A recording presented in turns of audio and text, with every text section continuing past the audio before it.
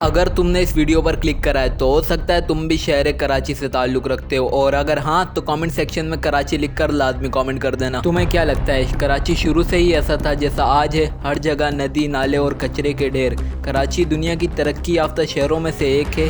जानने के लिए पूरी वीडियो देखो। अगर पसंद आए तो यार लाइक कर देना, कॉमेंट कर देना और चैनल को सब्सक्राइब कर देना ऐसी और वीडियोज़ के लिए। तो क्या हाल है? My name is Waqar Khan and you are watching Waqar 2.0। तो यार आज हम बात करेंगे कराची शहर की हिस्ट्री के बारे में। मैं खुद भी कराची से हूँ, तुम भी जानते होगे कराची के हालात, और अगर नहीं जानते तो वो मैं आपको इस वीडियो में बताऊंगा। कराची पाकिस्तान का सबसे बड़ा शहर है और ये दुनिया का छठा बड़ा शहर है। कराची सूबा सिंध के दारुल हुकूमत भी है और ये शहर दरियाए सिंध के मगरिब में बहरिया अरब के शुमाली साहिल पर वाक़ है। पाकिस्तान की सबसे बड़ी बंदरगाह और हवाई अड्डा भी कराची में है। कराची 1947 से लेकर 1960 तक पाकिस्तान का दारुल हुकूमत भी रहा। मौजूदा कराची के साहिल पर मौजूद कदीम माई गिरों की एक बस्ती का नाम माई कोलाची हुआ करता था, जो बाद में बिगड़कर कराची बन गया। अंग्रेजों ने 19वीं सदी में शहर कराची की तरक्की की बुनियादें डाली थी। 1947 में पाकिस्तान की आज़ादी के वक्त कराची को नौ आमोद मुमलिकत का दारुल हुकूमत भी मुंतखब किया गया। इसकी वजह से शहर में लाखों मुहाजिरीन आ बसे। पाकिस्तान का दारुल हुकूमत और बैनुल अक़वामी बंदरगाह होने की वजह से शहर में सनती सरगर्मियाँ और दीगर शहरों से कबल अज़ वक्त शुरू हो गई थी। 1959 में पाकिस्तान के दारुल हुकूमत की इस्लामाबाद मुंतकिली के बावजूद कराची की आबादी और मईशत में तरक्की की रफ्तार कम नहीं हुई। पूरे पाकिस्तान से लोग रोजगार की तलाश में कराची आते थे और इस वजह से यहाँ मजहबी, नस्ली और लसानी ग्रोह आबाद हुए।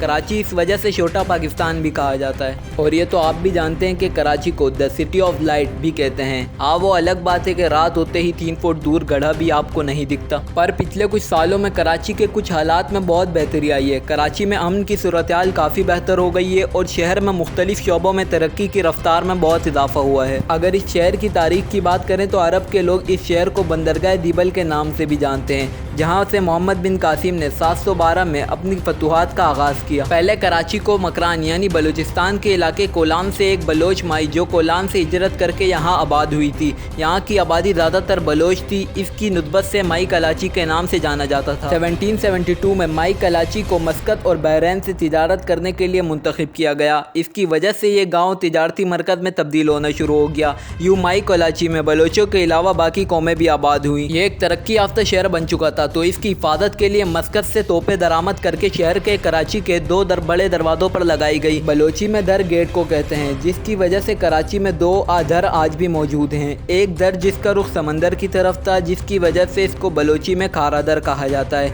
और दूसरा दर जिसका रुख लियारी नदी की तरफ था, जिसकी वजह से इसको मीठा दर कहा जाता है। तो यार नेक्स्ट वीडियो किस पर बनाओ यार, वो कॉमेंट में लाजमी बता देना। तो वीडियो को यहीं पे लगाते हैं फुल स्टॉप। अल्लाह हाफिज़।